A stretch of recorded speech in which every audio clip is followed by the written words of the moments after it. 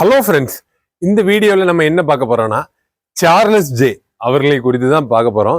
Charles J அவங்களுக்கும் Jesus ரெடீம்ஸுக்கும் இருக்கிற பிரச்சனைகள் எல்லாருக்கும் தெரியும். சரி, பிரச்சனை எல்லாம் முடிந்ததை விட்டுறேன்னு அவங்களே சொல்லிட்டாப்புல சார்லஸ் ஜேயை. திரும்ப திரும்ப அதை கிளறிக்கிட்டே இருக்காங்க. ஆனால் சார்லஸ் ஜே எதை பிரச்சனையை நினைக்காருன்னா, அவர் மேலே கேஸ் கொடுத்ததை பிரச்சனையை நினைக்காப்புல. கேஸ் கொடுத்தது எப்படிங்கிறது நமக்கு தெரியலன்னு விட்டுருங்களேன். ஆனால் அந்த கேஸை இப்போ என்ன பண்ண முடியும்? அந்த கேஸை வாபஸ் வாங்க முடியாது. இது சார்லஸ் ஜேக்கு தெரியுது. அந்த கேஸை என்ன பண்ணலாம்? ஒன்று கோர்ட்டுக்கு வந்தால் இவங்க அந்த கேஸுக்கு எதிர்த்து வாதாடலாம். ஆனால் கோர்ட்டுக்கு கொண்டு போகிற எண்ணம் நம்ம ஜீசஸ் ரெடீம்ஸ் அவங்களுக்கு இல்லை. அதுக்கு சார்லஸனே 1000 காரணங்கள் சொல்லலாம். இது தேவையில்லைன்னு நினைக்காங்க. எப்படியோ ஒரு கேஸ் ஆகிட்டு அந்த கேஸை இதோட தலை மூழ்கணும்னு தான் ஜீசஸ் ரெடீம்ஸ்ல நினைக்காங்க. அதுதான் நமக்கு கிடைத்த தகவல். அவங்க நினைச்சா என்னைக்கோ அதை கொண்டு போயிருக்கலாம், ஆனால் அது கொண்டு போகலை அப்படிங்கிறது தான் உண்மை. சார்லஸ் ஜே சொல்ற மாதிரி அவங்க மேலேயே தப்பு இருக்கட்டுமே. இப்போ சார்லஸ் ஜே என்ன சொன்னாப்புல? என்கிட்ட தான் சொன்னாப்புல, நான் இனிமே யாரையும் எதுவும் சொல்ல மாட்டேன் அப்படின்னு சொன்னாப்புல. இப்போ ஏன் இப்படி சொல்றாங்க? இப்போ ஒரு நபரை குறித்து அவங்க சொல்றது நமக்கு அவங்க சொல்ற லாங்குவேஜ் பிடிக்கல.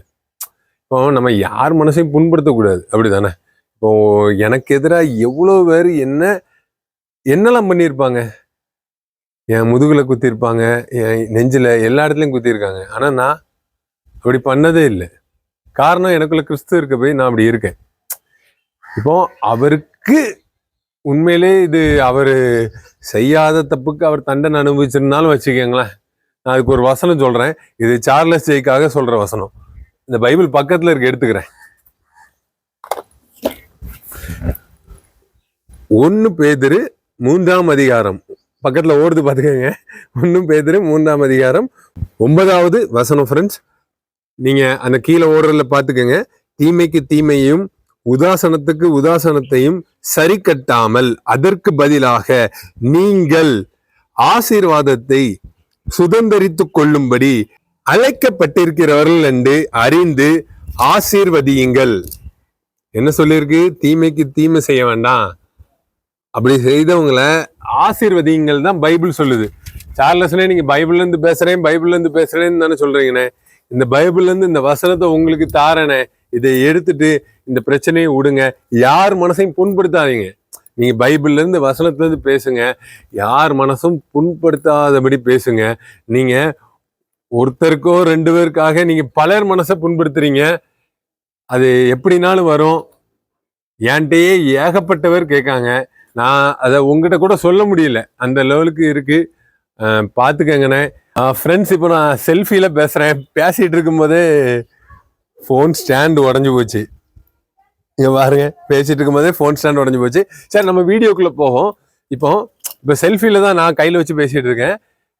என்னன்னா ஃப்ரெண்ட்ஸ், இப்போ சார்லஸ் ஜே அவர்கள் இப்போ யார்கிட்ட இருக்காங்க அப்படிங்கிறது எல்லாத்துக்குமே தெரியும். அவங்க சுப்ரீம் கோர்ட் அட்வொகேட். அது போக அவங்க ஒரு கட்சி தலைவர் மாதிரி. அப்படி இருக்கிற ஒரு மோசஸ் எம் செல்லதுரை அவங்க கூட தான் இருக்காப்ல. அதாவது இயேசு கிறிஸ்து ஒரு வழியை அடைத்தால் இன்னொரு வழியை திறப்பார். அதுக்காக இன்னைக்கு சார்லஸ் ஜே அவர்களுக்கு மோசஸ் எம் செல்லதுரைய காமிச்சிருக்காப்ல. அது ஓகே. இப்போ சார்லஸ் ஜே அவர்கள் நினைத்தால் மோசஸ் செல்லதுரை அவர்கள் மூலமாக இந்த எஃப்ஐஆரை ஸ்குவாஷ் பண்ண முடியும். அதை பண்ணிட்டு போக வேண்டியதானே? லீகலா நீங்க அதை பண்ணுங்க. அதை விட்டுட்டு நீங்க அவங்க அப்படி பண்ணிட்டாங்க, இவங்க இப்படி பண்ணிட்டாங்கன்னு ஒவ்வொருத்தரையா குறை சொல்றீங்க. இதுல சொல்யூஷன் இதுதான். நீங்க அந்த எஃப்ஐஆரை ஸ்குவாஷ் பண்றதுதான் சொல்யூஷன். ஏன்னா கடவுளா பார்த்து உங்களுக்கு மோசஸ் எம் செல்லதுரை அண்ணனை தந்திருக்காப்புல. அவங்க எப்படிங்கிறது எனக்கு தெரியும். நானே அவங்கள பலமுறை சந்திச்சிருக்கேன். பழகிறதுக்கு சூப்பரான ஆளு. அவங்க அடுத்தவங்களுக்கு கெடுதி நினைக்காத ஒரு ஆளு. அப்படிப்பட்ட ஆளு கடவுள் உங்களுக்கு தந்திருக்காங்க. எல்லா நன்மைக்கும் நீங்க எடுத்துக்கோங்க. இன்னைக்கு உங்க ஐடி போச்சு. ஐடி போன பிறகு சூப்பரான ஒரு இடம் கிடைச்சிருக்கு, அப்படித்தானே? எல்லாமே கடவுள் நன்மைக்கு தான் பண்ணுவாப்புல. நீங்க இந்த வழியை தான் நீங்க ஃபாலோ பண்ணணும். அதை விட்டுட்டு அவங்கள குறை சொல்றது இவங்களை குறை சொல்றதுங்கிற விடுங்க. அவ்வளவுதான்.